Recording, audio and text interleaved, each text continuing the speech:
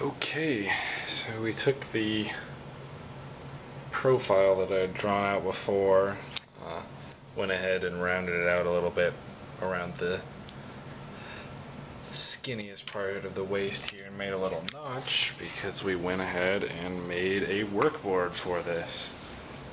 So the workboard, basically you can see a little hole here which is going to have a bolt go through it so we can clamp pieces down to the board a little easier, but basically what I did was line this up nice and pretty. The notch I have in the center here gives me a place to mark this on, but basically laid the piece down, stenciled around it, and then cut out a profile that went a little bit outside of it. I got a little tight in here on some of the corners, freehanding with the jigsaw over here, but then added a 1 foot 3 inch wide neck mounting section here, which happens to be just the right length that if I were to mount this neck blank so that the flush line here is flush with the body, voila, it runs out to the end here.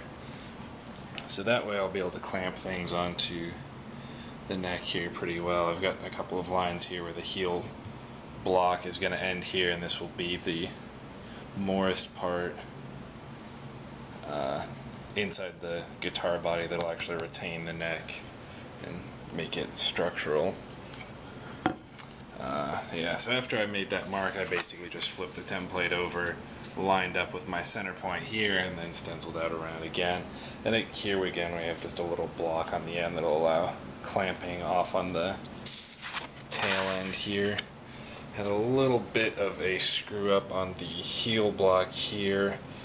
Was originally this size, which was going to be our 4-inch piece that would mount to the bottom of the neck over here, and forgot which side I was working on and trimmed that down to the 3-inch piece that is supposed to go vertical here. Really what I wanted to do was cut off a profile piece here to get this down to 3 inches.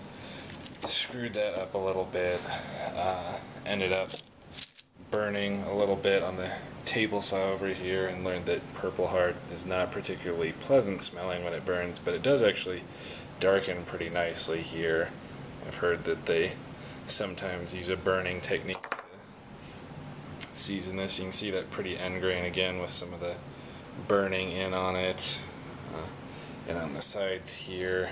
I'm not entirely sure if I'm going to be able to salvage this because the problem is, one, now I need to lay this so that the end grain is vertical instead of horizontal on the neck if I want the 4-inch piece.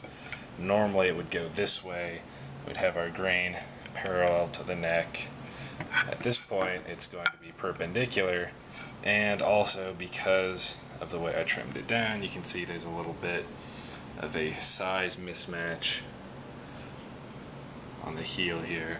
So I'm probably going to end up gluing up another heel. Fortunately, we happen to have a little bit of scrap left that's going to be about that same length, so I should be able to work out another heel block, but a bit of a learning experience.